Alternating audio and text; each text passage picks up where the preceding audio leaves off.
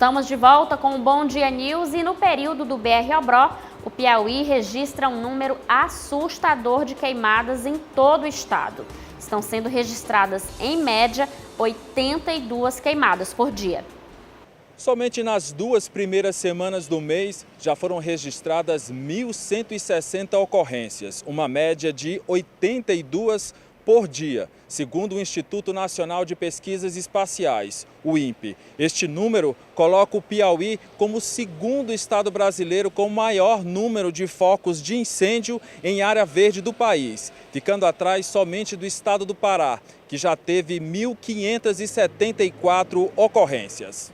Em um comparativo da situação nos últimos 5 anos no estado, os dados do INPE mostram que o número de focos de queimada no Piauí aumentou 54% em relação ao ano passado, quando foram contabilizadas 5.231 ocorrências. Só nos últimos 5 dias foram 15 situações de incêndio em áreas verdes atendidas pelo Corpo de Bombeiros em todo o estado.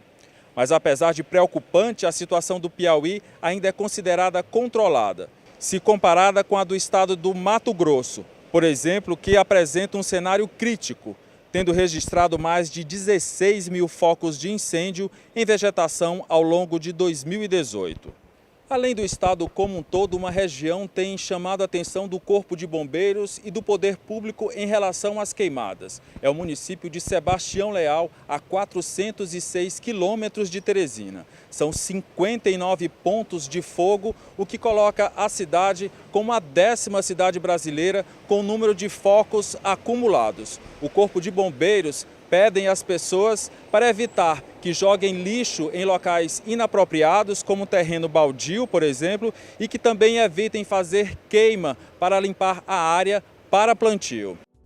E o furacão Leslie passou por Portugal e Espanha com ventos que atingiram 170 km por hora.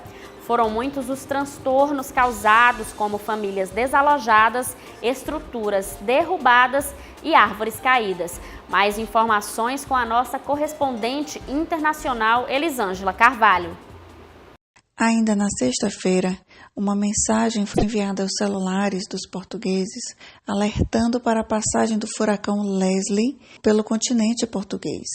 O Concelho de Coimbra foi uma das áreas mais atingidas. Em Figueira da Foz, que é uma cidade litorânea próximo da cidade de Coimbra, os ventos passaram de 170 km por hora.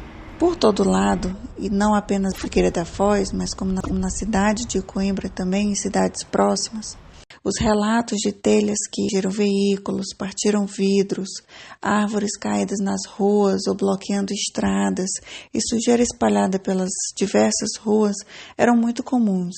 Mas também eram muito comuns os relatos de equipes que estavam trabalhando para desobstruir as vias e para tentar retomar a normalidade nas cidades, sobretudo antes dessa segunda-feira, para que as escolas voltassem a funcionar normalmente, que as pessoas pudessem se deslocar também para os seus locais de trabalho.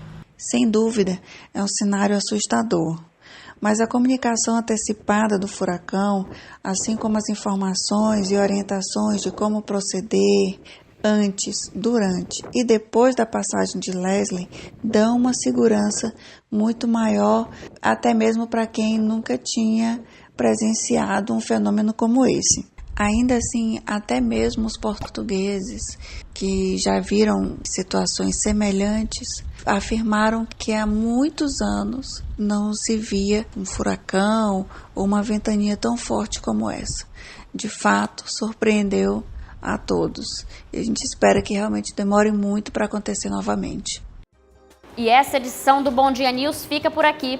Mas se você quer continuar muito bem informado, acesse o portaldia.com. Daqui a pouco, às 11h55 da manhã, você acompanha o programa Rota do Dia com Marcos Cardoso. Às 12h40 é a vez do O Dia News, primeira edição com Nájila Fernandes. E não se esqueça, fique com a gente.